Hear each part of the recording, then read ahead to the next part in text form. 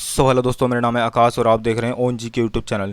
दोस्तों आज हम स्टार्ट करेंगे जी के जी का महायुद्ध का पार्ट 23। ठीक है दोस्तों, और ये क्लास एसएससी एमटीएस और एसएससी सीएचएसएल दोनों के लिए महत्वपूर्ण साबित होने वाली है। ठीक है, क्योंकि दोस्तों इस वीडियो के अंदर में जितने भी टॉप इंपोर्टेंट क्वेश्चन हो सकते हैं जी के के सारे मैंने इस वीडियो में डिस्कस कर रखे हैं। और दोस्तों मैं आपको गारंटी देता हूँ दोस्तों, अगर आप इस वीडियो को पूरा देखते हो तो यहाँ से आपको जी के बहुत सारे क्वेश्चन देखने को मिलेंगे। इसके अलावा दोस्तों हमने जी के महायुद्ध के पार्ट 22 और बना रखे हैं।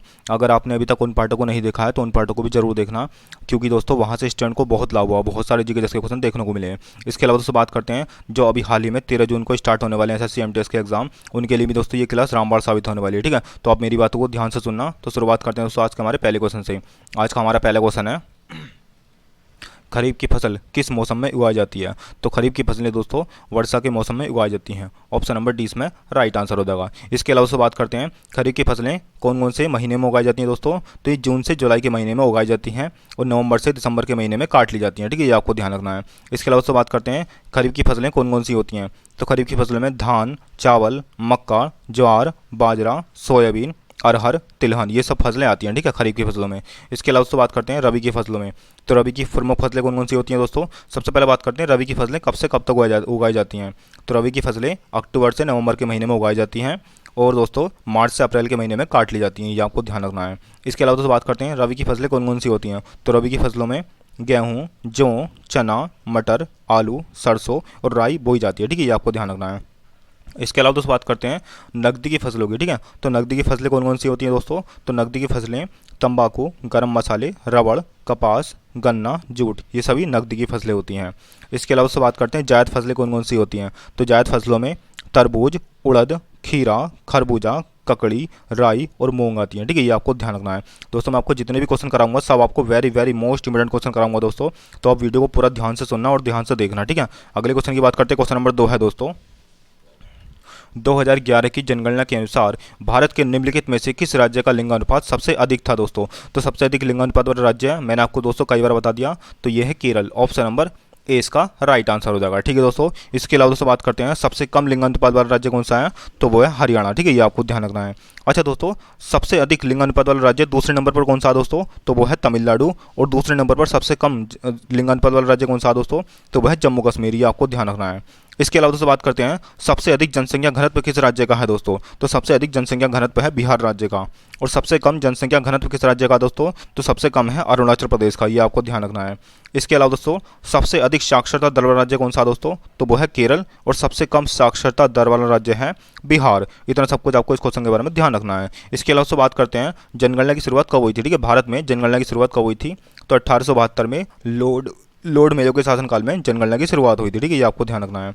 इसके अलावा बात करते हैं नियमित जनगणना की शुरुआत कब हुई थी? तो 1881 में लॉर्ड रिपन के शासनकाल में नियमित जनगणना की शुरुआत हुई थी। ठीक है, ये आपको ध्यान रखना है। इसके अलावा बात करते हैं स्वतंत्र भारत की जनगणना कब हुई थी पहले। ठीक है, तो स्वतंत्र भारत की जनगणना 1951 में हुई थी। ठीक है, पहली जनगणना स्वतंत्र भारत की 1951 को हुई थी। इसके अलावा से बात करते हैं जो 2011 की जनगणना थी उसमें जनगणना आयुक्त कौन थे दोस्तों? तो वो थे सी चंद्रमौली। ये आपको ध्यान रखना है। इसके अलावा दोस्तों जो 2011 की जनगणना थी वो स्वतंत्र भारत की कौन से नंबर की जनगणना थी? तो वो थी 7वें नंबर की जनगणना। और शुरुआत से देखा जाए तो 15वीं नंबर की जनगणना। ठीक है, 2011 की। अगले क्वेश्चन की बात करते हैं। क्वेश्चन नंबर 3 है दोस्तों, भारतीय संविधान के अनुसार प्रधानमंत्री की नियुक्ति कौन करता है? तो भारतीय संविधान के अनुसार प्रधानमंत्री की नियुक्ति भारत के राष्ट्रपति करते हैं। ऑप्शन नंबर सी इसमें राइट आंसर हो जाएगा। ठीक है, इसके अलावा से बात करते हैं प्रधानमंत्री को शपथ कौन दिलाते हैं दोस्तों? तो भारत के राष्ट्रपति ही प्रधानमंत्री को शपथ दिलाते हैं। ठीक है, ये आपको ध्यान रखना है। इसके अलावा से बात करते हैं कि प्रधानमंत्री का पद किस अनुच्छेद में है? तो प्रधानमंत्री का पद अनुच्छेद 74 में है। ठीक है, ये आपको ध्यान रखना है। इसके अलावा से बात करते हैं राष्ट्रपति पर महाभियोग किस अनुच्छेद के तहत लगाया जाता है? तो राष्ट्रपति पर महाभियोग अनुच्छेद 61 के तहत लगाया जाता है। इसके अलावा दोस्तों राष्ट्रपति के पास क्षमादान की शक्ति किस अनुच्छेद में है? तो राष्ट्रपति के पास क्षमादान की शक्ति अनुच्छेद 72 में है। इसके अलावा दोस्तों संयुक्त अधिवेशन को कौन बुलाता है? तो अनुच्छेद 108 के तहत संयुक्त अधिवेशन को भारत के राष्ट्रपति बुलाते हैं। ठीक है, इतना आपको ध्यान रखना है। इसके अलावा दोस्तों भारत के जो राष्ट्रपति होते हैं उनको शपथ कौन दिलाता है? तो मुख्य न्यायाधीश भारत के राष्ट्रपति को शपथ दिलाते हैं। ठीक है, तो इतना सब कुछ आपको इस क्वेश्चन के बारे में ध्यान रखना है। अगले क्वेश्चन की बात करते हैं। क्वेश्चन नंबर 3 है दोस्तों। क्वेश्चन नंबर 4 है दोस्तों, यामिनी कृष्णमूर्ति किस शास्त्रीय नृत्य शैली के लिए प्रसिद्ध है दोस्तों? तो ये दो प्रसिद्ध शास्त्रीय नृत्य शैली के लिए प्रसिद्ध हैं। कौन कौन से दोस्तों? तो एक है भरतनाट्यम और दूसरा है कुचिपुड़ी। ठीक है, तो इसमें हो जाएगा ऑप्शन नंबर 20 में राइट आंसर हो जाएगा। ठीक है, ऑप्शन नंबर 20 का राइट आंसर हो जाएगा। इसके अलावा से बात करते हैं भरतनाट्यम कहाँ का शास्त्रीय नृत्य है दोस्तों, तो भरतनाट्यम तमिलनाडु का शास्त्रीय नृत्य है। और कुचिपुड़ी कहाँ का दोस्तों, तो कुचिपुड़ी आंध्र प्रदेश का शास्त्रीय नृत्य है, ठीक है। इसके अलावा से बात करते हैं भरतनाट्यम से संबंधित प्रसिद्ध व्यक्ति कौन कौन से हैं दोस्तों, तो पद्म सुब्रमण्यम, अलारमेल बल्ली, यामिनी कृष्णमूर्ति, अनीता रत्नम, मृणाली साराभाई, मल्लिका साराभाई, मीनाक्षी सुंदरम पिल्लई, सोनल मानसिंह, बेजयंती माला, स्वपन सुंदरी, रोहिंटन कामा, लीला सैमसन और बाला सरस्वती, ठीक है। ये सब भरतनाट्यम से संबंधित प्रसिद्ध व्यक्ति हैं। अच्छा दोस्तों, कुचिपुड़ी से संबंधित प्रसिद्ध व्यक्ति कौन कौन से दोस्तों, तो एक जोड़ी है, ठीक है, प्रसिद्ध जोड़ी है, वो कौन सी जोड़ी है दोस्तों, तो वह है पद्मश्री राजा, ठीक है, पद्मश्री राजा और राधा रेड्डी की जोड़ी, ठीक है, आपको ध्यान रखना है। इसके अलावा से बात करते हैं कुचिपुड़ी से संबंधित और कौन कौन से व्यक्ति दोस्तों, तो लक्ष्मी नारायण शास्त्री, स्वपन सुंदरी, यामिनी कृष्णमूर्ति, ये आपको ध्यान रखना है, ठीक है। इसके अलावा सो यामिनी रेड्डी और कौशल्य रेड्डी भी आपको याद रखना है, ठीक है। इसके अलावा सो कुचिपुड़ी के जनक पूछ लिए जाते हैं, ठीक है, तो कुचिपुड़ी शास्त्रीय नृत्य के जनक कौन है, तो सिद्धेंद्र योगी कुचिपुड़ी शास्त्रीय नृत्य के जनक है, ठीक है।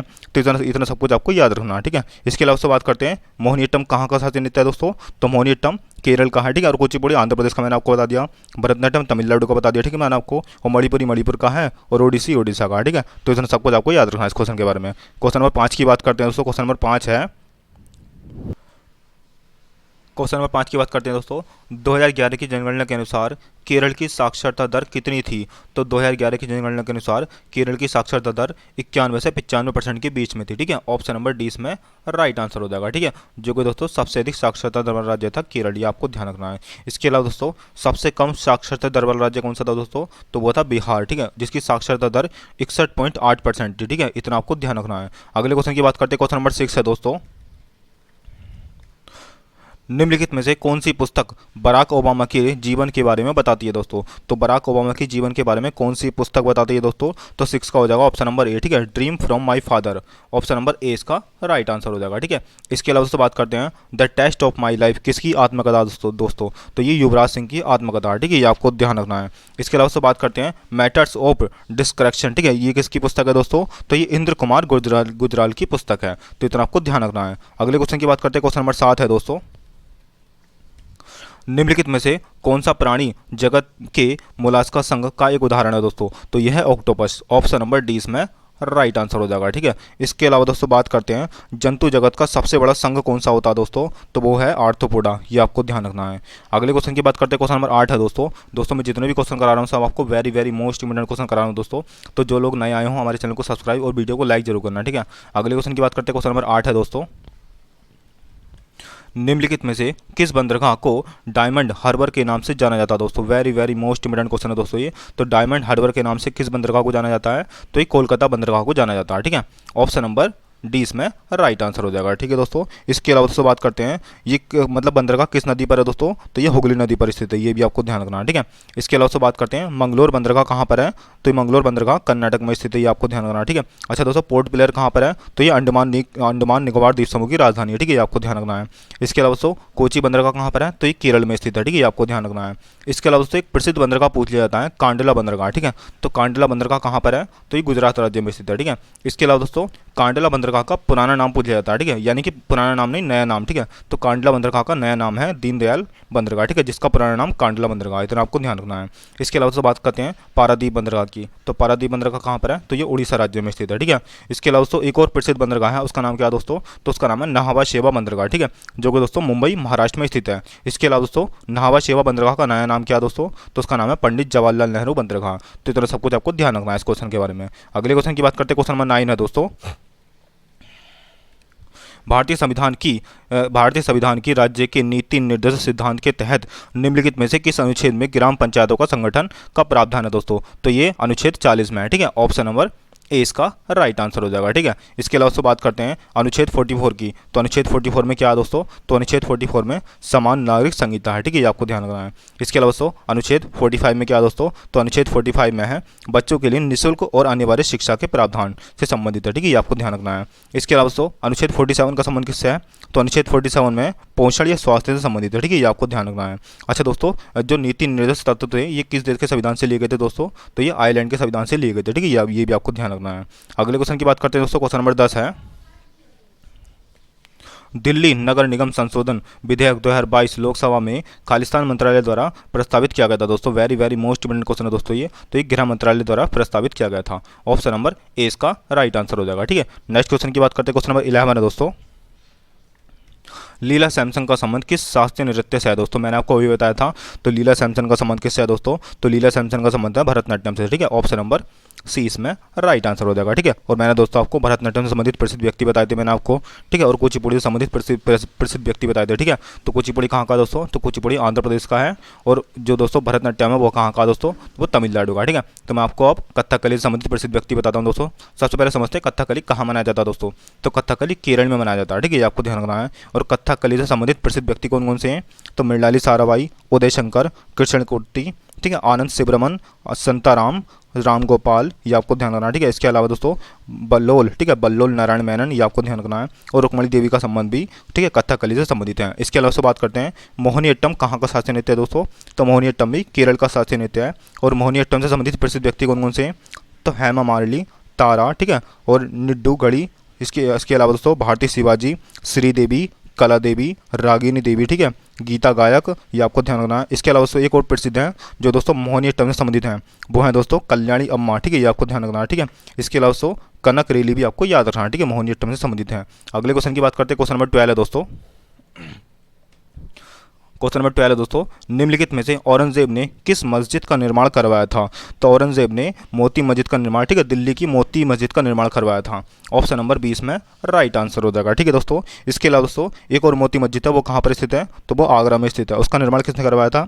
तो आगरा की मोती मस्जिद का निर्माण शाहजहां ने करवाया था। ये आपको ध्यान रखना है। ठीक है, अच्छा दोस्तों ताजमहल तो पता ही होगा आपको। ठीक है, ये दिल्ली में नहीं है ताजमहल, ये आगरा में है। ठीक है, इसको ठीक कर लेना। तो ताजमहल कहाँ पर है दोस्तों? तो आगरा में है। ठीक है, आपको ध्यान रखना है। और ताजमहल का निर्माण किसने करवाया था? तो शाहजहां ने करवाया था। ये आपको ध्यान रखना है। ठीक है, इसके अलावा दोस्तों जामा मस्जिद का निर्माण किसने करवाया था दोस्तों? तो जामा मस्जिद का निर्माण दोस्तों शाहजहां ने करवाया था। ये आपको ध्यान रखना है। ठीक है, दिल्ली की जामा मस्जिद का निर्माण शाहजहां ने करवाया था। और दोस्तों कुतुब मीनार से संबंधित, ठीक है, 3 क्वेश्चन बनते हैं दोस्तों कुतुब मीनार से संबंधित।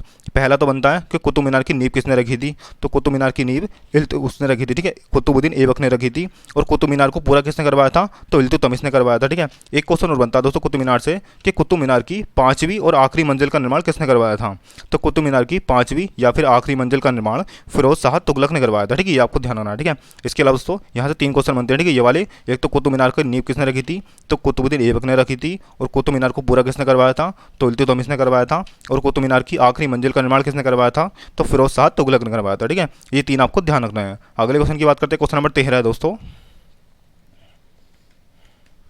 आर्थिक प्रबुद्ध मंडल भारतीय अर्थव्यवस्था निगरानी केंद्र के आंकड़ों के अनुसार निम्नलिखित में से किस राज्य में जनवरी 2022 तक सबसे अधिक बेरोजगारी दर देखी गई है दोस्तों? तो ये हरियाणा राज्य में देखी गई है। ठीक है, 13 का हो जाएगा ऑप्शन नंबर डी में राइट आंसर हो जाएगा। ठीक है, अगले क्वेश्चन की बात करते हैं। क्वेश्चन नंबर 14 है दोस्तों,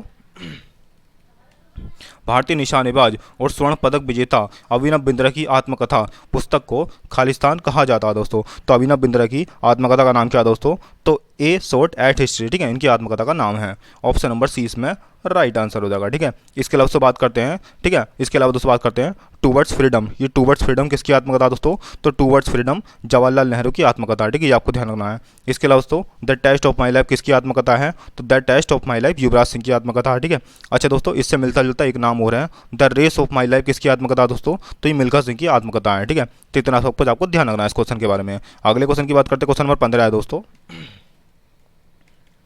1527 में खानवा के युद्ध में राणा सागा को हराने के बाद, ठीक है, निम्नलिखित में से किसने गांधी की उपाधि धारण करी थी दोस्तों? तो बाबर ने करी थी। ठीक है, ऑप्शन नंबर 20 में राइट आंसर हो जाएगा। ठीक है, इसके अलावा से बात करते हैं, बाबर ने प्रसिद्ध 4 युद्ध लड़े थे। ठीक है, कौन कौन से थे दोस्तों?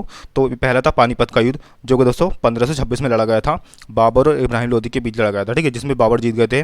दूसरा युद्ध खानवा का युद्ध लड़ा गया था, राणा सांगा और बाबर के बीच लड़ा गया था। ठीक है, जो कि दोस्तों 1527 में लड़ा गया था, जिसमें बाबर जीत गए थे। ठीक है, और तीसरा युद्ध चंदेरी का युद्ध था जो कि दोस्तों 1528 में लड़ा गया था, बाबर और मेंदिनी रॉय के बीच। ठीक है, जिसमें बाबर जीत गए थे। और चौथा युद्ध था इनका घाघर का युद्ध। ठीक है, जो कि 1529 में लड़ा गया था, बाबर और अफगानों के बीच लड़ा गया था। ये आपको ध्यान रखना है। इसके अलावा दोस्तों बाबर की मृत्यु कब हुई थी? तो ठीक है, इनकी मृत्यु 1530 में हुई थी। आगरा में इनकी मृत्यु हो गई थी, लेकिन इनको काबुल में दफनाया गया था, ये आपको ध्यान रखना है। ठीक है, इसके अलावा दोस्तों हुमायूं कौन थे, तो बाबर के पुत्र थे हुमायूं, ये आपको ध्यान रखना है इस क्वेश्चन के बारे में। ठीक है, अगले क्वेश्चन की बात करते हैं। अच्छा दोस्तों, अंतिम मुगल शासक कौन था दोस्तों, तो अंतिम मुगल शासक था बहादुर शाह द्वितीय। ठीक है, या फिर बहादुर शाह जफर, इतना आपको ध्यान रखना है इस क्वेश्चन के बारे में। अगले क्वेश्चन की बात करते हैं। क्वेश्चन नंबर 16 है दोस्तों।